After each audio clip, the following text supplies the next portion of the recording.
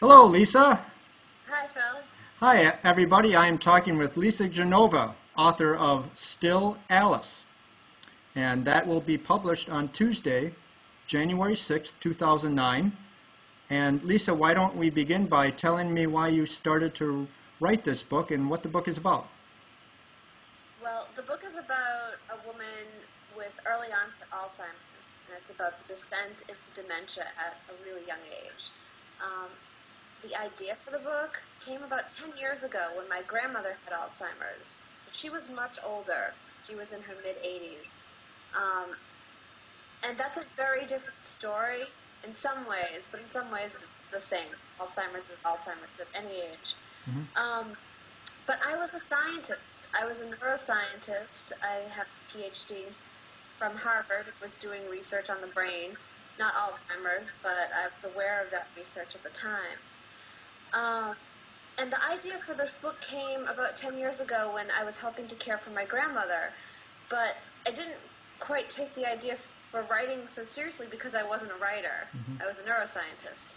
And then about, now 4 years ago now, I was in the middle of getting divorced, and I was getting ready to go back to work. I had taken some time off to be home with my then 3-year-old daughter, and I was getting ready to go back to doing what I had been doing before she was born, which was I was a strategy consultant for the biotech, pharmaceutical, and medical device industry. And sort of in the spirit of starting over and starting anew, I thought for a minute about it and said, well, wait a minute, why do I have to go back to doing exactly what I was doing before? If I could do anything, what would that be? And the answer was, I really want to write this novel about a young person with Alzheimer's. And so that's what I did. And you said you weren't a writer, and yet you wrote this, and it is so well written. When I read the first self-published edition, I opened the first page, which consisted of one paragraph, and I read that paragraph and I thought, wow, this is very well written. I'm going to enjoy this. How did you become such a good writer so quickly? Thank you, Phil. God, I don't know. I think I went to a liberal arts college. I went to Bates College. I took one English class while I was there. But I think I always sort of knew how to write clearly. The only writing I'd really ever done before Still Alice was scientific research papers, which writing clearly is definitely an asset to have for those papers, but there isn't much creativity involved. They follow a certain pattern. So I didn't know what I was doing. I knew that I really wanted to write this book. I didn't know where that desire came from exactly, but I listened to it, and I didn't know if I could do it while I was doing it. I felt a little crazy. Well, that's great. I'm glad you took the risk. It sure turned out well. Thank you, Phil. How has writing this book changed your life? Oh, gosh. In a number of different ways. I started writing the book trying to write a good story. And in sort of the middle of writing it, I became aware that the book, if it was well written enough and people started reading it, that the book would have an opportunity to do more than just be a good story, to do more than just entertain. It became apparent to me that the book would have an opportunity to help educate people about what the realities are of living with Alzheimer's, and to give a face and a voice to this younger crowd of people who have Alzheimer's. So there are about 500,000 people in the U.S. right now who have Alzheimer's or related dementia under the age of 65, and they don't usually get included in what gets talked about when people talk about Alzheimer's. Like I thought while I was writing, and sort of the dream is now coming true, the National Alzheimer's Association is behind the book, and it's fiction, it's a novel, so this feels very remarkable to me. They're behind it. We just created a reader's guide, a discussion guide for families who are living in the early stages of Alzheimer's, so that when they read the book, they can use the book as a launching point for discussion among family members about what they struggle with. So it's changed my life in the way that I am now participating in education and advocacy and awareness for Alzheimer's, and I didn't set out to do that, but it feels like such a privilege to be able to do that. Wonderful. It's also changed my life in that now I get to make a living as a writer, and as a mom of 2 young kids, and I live on Cape Cod, like this is just, the dream life. That's terrific. Now, your book is going to touch a lot of people. It already has touched a lot of people. You self-published, what, over a year ago? Yep, I self-published July of 2007.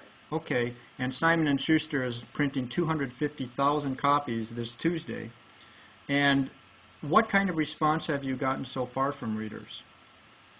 It's been overwhelmingly positive, which is so exciting. I don't think I'll ever get tired of hearing someone say that they loved the book. And for people who know Alzheimer's well, either they have it themselves or it's in their family or someone that they love, to hear that I got it right or that they see themselves represented in the book is such an amazing and high compliment. I also hear from people who don't know anything about Alzheimer's prior to reading it, and it has deeply affected them, and they're now thinking about Alzheimer's and are more aware of it. So I'm hoping that the book also helps contribute to funding.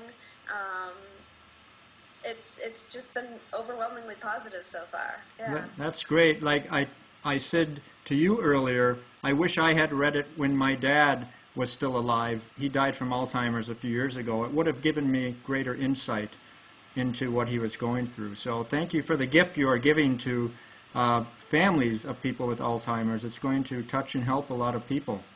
You're welcome.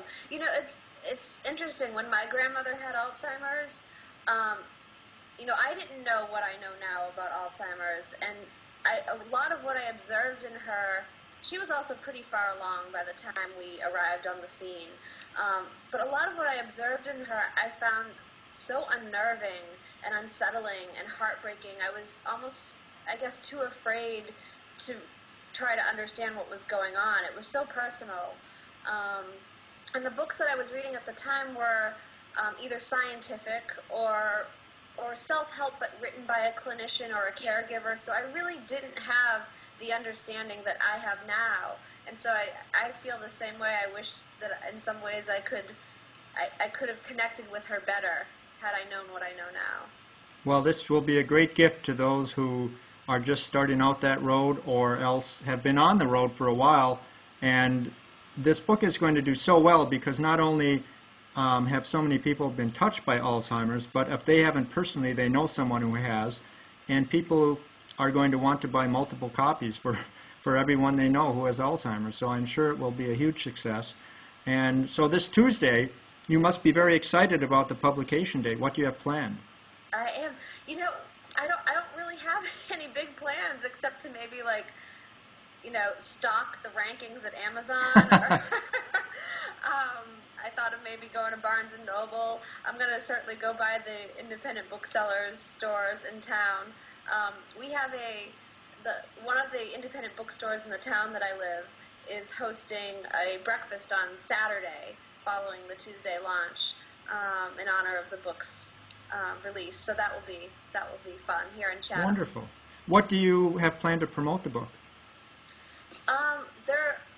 It's so fun now having a publisher as opposed to doing it all yourself. When it was a self-published book, I had to wear all those different hats of marketing and publicity, and it was so hard to accomplish that alone. So Simon & Schuster has me going on a bit of a book tour. I'm going to Florida, Connecticut, New Jersey, New York, Colorado, and some places here in Massachusetts for sure, where I'm from. There's also going to be some radio, and we're hoping some television and various newspapers like the Boston Globe, the Buffalo News, and with folks like you, I'm hitting people online and helping to spread the word as much as I can. Well, thank you, Lisa. It's been wonderful talking to you, and good luck with the book, and I'll keep people posted on my blog as well. Thank you, Phil, so much. Great talking to you. You too. Goodbye. All right, bye.